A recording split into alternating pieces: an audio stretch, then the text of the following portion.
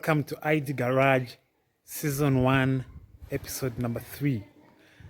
In today's episode, we are going to base our discussion on the poem We Are Just Passers By. Let's go right into it. We are just passers by, with her hair spread out like the feathers of a mud turkey, sweat pouring off her face like water from a tap, her bright eyes popping out like a white marble. Atto screams in pain and pushes out Sentamu. Suddenly, anger strikes her. Accident child, she cries. Closing her wet eyes, regrets why Peter did not withdraw his manhood on the night of pleasure. The objects around her tell a story of poverty. One saucepan, a plate and a cup made her kitchen. Dusty, the poor plate indicates that food is as scarce as wisdom. Being the thing she lacks, Atto raises her son to put food on the table. At age 11, Sentamu hears a prophet shouting, "Seek first the kingdom of God and his righteousness, and food will be put on the table." Seek first the kingdom of God and his righteousness, and food will be put on the table. Confused like a woman stuck in a frozen marriage, craving warmth from the outside, Sentamu with a smile questions his mother, "Mom, where is the kingdom of God?" Atto in anger arises and slaps her son. Bah! "Don't ask me stupid questions," she warns, then returns to wash her ragged clothes. The slap deleted the word God from the boy's head. At age 12, Sentamu was eating soup while Adam was reading the Bible. Sentamu chooses to feed dust over spirit. His body beautiful as an apple, his spirit dry as a desert. Like Esau, he sold his life for food. He did not know that man does not live on bread alone. Walking bare chest to the well, village girls admire his six packs and big arms. They call him Hank. At 30, Sentamu was richer than Bill Gates. While Adam was kick-starting his ministry, Sentamu was kick-starting his industry. "O industry man," Adam asked, "know ye not that you are just a visitor in this world? Why build where you don't belong?" At 50, Sentamu passes on, a separation between him and his wealth. Oh, poor Sentamu! He forgot that empty-handed we come, empty-handed we go. From dust arise, to dust return. Soon, so soon, Sentamu appears in heaven to attend performance assembly. He finds himself queued with the goats. His late friend stood in front of him, girlfriend behind. In wonder, he questions himself, "Are we flocking here?" Oh, his name is read among the worst. "Sentamu, Sentamu," the master asks, "where are your fruits? All your life you worked for food and water. Where are your fruits? You forgot God, now his kingdom forgets you. All you are and your memory to ashes shall be burnt tonight," the headmaster judges. Then Sentamu remembers the words of the prophet, the wet slap, and weeps. Should I blame Mom? He remorse. Sentamu perished like smoke in the air, lost his life trying to gain it. Oh, he forgot that to die is to live, this world not our home, we are only passers-by. This poem is an interesting story about Atto and her son, Sentamu. We learn from this that Atto gave birth to Sentamu and she thought he's an accident child. And definitely thinking someone is an accident, you'll hate them because accidents are not something lovable. Secondly, she names her son Sentamu. Yeah. Then we learn that she's living in poverty. She's an angry parent, one who doesn't even want her son to ask her any questions. And as you know, children have many questions because they're always learning. They want to learn from us. So here you have a parent who doesn't welcome questions, and she instead slaps the son and tells him not to ask her stupid questions. So, was Ato a good parent? Parenting seems to be a skill that many parents don't have, and they never endeavor to learn and perfect themselves in. If you ask yourself, where is the school of parenting? You may not find one. Yeah. So you could only imagine the kind of parents we could be having in society. Today we are with James Harry, who has a word about parenting. Over to you, James. When you talk of parenting, we are looking at how to help our children be able to grow well, develop well, and right from childhood up to adulthood. You realize that parenting is not something we always think about so much, but most of us somehow try our best to do it. You know, we're all wondering, okay, how do I do this? A very interesting scenario came recently when people had to study from home. And you know, parents were asked to help their children be able to cope up. And this seemed a very new scenario because we are not used to this. However, one of the most astounding things that I have found out over time has been that children learn so much from their parents. Children learn through observation. They look at their parents as their heroes. What you do, whether without words, children want to learn. You see, if they're near you, you'll see them always asking in the early stages. They want to know, Daddy, Mommy, how do you do this? You know, any adult around them, they will always want that support. They are so open to learning new ideas. They have dreams. They want to be guided how they can achieve it. But it's a bit unfortunate that all over, when you pass around, you'll find that over 70% of the children, you'll see them being neglected, and sometimes things are left to the teachers at school, who also cannot give them everything. So you realize that a call to parenting to help the kids be able to develop their dreams, be able to come up, it is a great responsibility. And I really begin to think, when you look at one of the teachings of the Bible, when God said that children should always respect and obey their parents. Now, when I think about that, it really shows that parents have something to offer to the children that God expects them to give to the children. You see a responsibility. That's if you're Christian and think the Bible is true. But there's something to learn from there, that parents have a great responsibility in changing the lives of the children, creating the next generation. So it's time we need to rise and be able to support our children. And surely it will be so amazing. Thank you. Something very notable that James said is that parents have something to offer to their children. What did Ato have to offer her son, Sentamu? You know, as the saying goes, you give what you have, not what you don't have.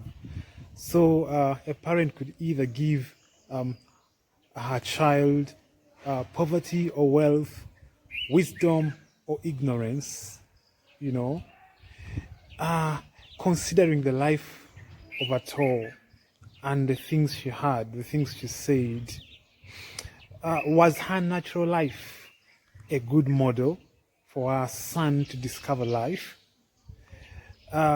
Quit trying to fake life, but your natural life, your natural ways put together, are your natural ways a good model? Yeah, because if kids learn by seeing, then what they see around you, are they the accurate or better representation of life? Let's hear from Barbara regarding how kids learn. Because children learn through observation, what you do is easily picked up by them. So they look at what we do and imitate.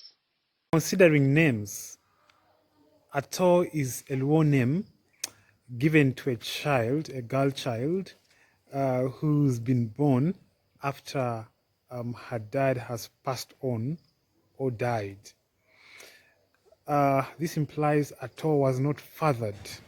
Yeah, and now she has a one-night stand with her boyfriend Peter, and then Sentamu is the product. So likely this implies that even Sentamu may not be fathered. So it appears like these things follow. And then Sentamu is a name from the Mbogo clan. From the idiom side of things, it tends to mean, or it implies, something old that cannot be accounted for anymore, something that has been neglected and you cannot ask about it. And we study then from this story that did Sentamu grow up in a life of accountability? Perhaps the scene we have in the afterlife, him being questioned about fruitfulness, and he seems not to be able to account. So, could it be that names have impact? Could it be that names impact our future life? Well, Mike, what do you think? Do names have an impact on the future life of our children? Over to you, Mike. Well, how do names impact on the future success of the children or of the people who are given these names? Well, there's no superstition behind names, but we attach a lot to names. One, we associate names with people. If we have a successful businessman, we tend to think that when we give our kids names like those, they would also probably get to success. But in an African traditional society, names are basically given according to the situations or the conditions under which the kid is born. We have names given to twins. We have names given to people in scenarios of hunger, drought. Then we have names given to kids, maybe whose mothers, after giving birth to them, passed on.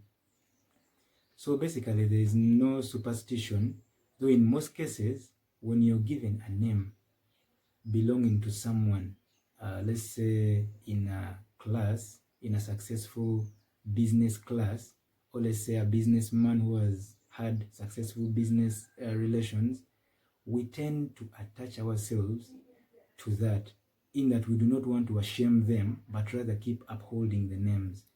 Then we have names that because of a given scenario, let's say scenarios of drought, scenarios of hunger, if we are given such names, we tend to associate it with misfortune or bad luck. So we keep on thinking that our names keep on bringing bad luck. So what usually people do, they go ahead and change names when they have grown. For example, we have heard of people called Komakech, which basically means bad luck. When they grow up and because of successive bad luck, they change the names to, let's say, good luck, which is now Komagum, to mean good luck. And then they try striving to make sure that the names they have changed is a bit different from what they were holding. So they keep on striving hard to show that really good luck comes along with such names. Yeah. Sentamu chose to feed dust of a spirit. So his body was as beautiful as an apple, but his spirit was as dry as a desert. Essentially, he neglected spiritual nourishment and spiritual growth. Could it be that this affected his life? What could have been the short-term and the long-term impact of this spiritual negligence? Let's hear from Olive. She has a word regarding this. Over to you, Olive. What could have been the long-term and the short-term impact of this spiritual negligence? I would say the impact on the spiritual negligence is really too huge. It can't be a short term because it really affects you today, it affects you tomorrow, and it affects your future. I remember the prayers that I made to have some of the things that I have right now. Okay, the time that we spend in the presence of God, the time that we take to read the word of God is really very important into our lives. The more we read his word is the more we grow in our spiritual life. Okay, So the impact is that you become malnourished inside, okay? And the devil can easily attack you because you have no sword to fight with, and it just finds your heart really open to it. So it has all your doors are really open for it to actually enter. Okay, we've heard of attacks in the night. We've heard of people bewitching one another. We've heard all that, but all that can be stopped when we really feed our spirits, and we have no space for the enemy to actually enter through. Where the Spirit of God is, there is freedom, and where God is, okay, the enemy is very weak. So when we feed our spirits, okay, it benefits us as people. It's very hard for the enemy to maneuver through us, okay. When we are malnourished inside, truthfully speaking, even the outside is also malnourished, okay, because what will it benefit us to grow, to grow outwardly, and yet the most important place is actually rotting inside. Okay, we're all going to die one day, and these bodies are going to remain the bodies that that we waste time on. Waste might sound weird, but we feed it, with KFC, we feed it with kosho beans, name it, okay? We exercise this body, but this body is going to remain here. But our spirits, where are they heading? If we are rotten inside and we are just growing outwardly, we are just living for now. Indeed, Sentamu lived for now, but then you see, he discovered that there was another life after the current life, which he seemed not to have been prepared for, and his performance of the current life was questioned there. He was not taught that the current life is temporary and we are transitioning, that we are just passers-by in this life, but there's a longer life ahead that we need to be promoted into based on how we live now. So who are we? We are passers-by. Thank you very much. That's it for ID Garage Season 1, Episode number 3. Hope to see you again in the next episode. Hope you've enjoyed. Hope you've learned a lot.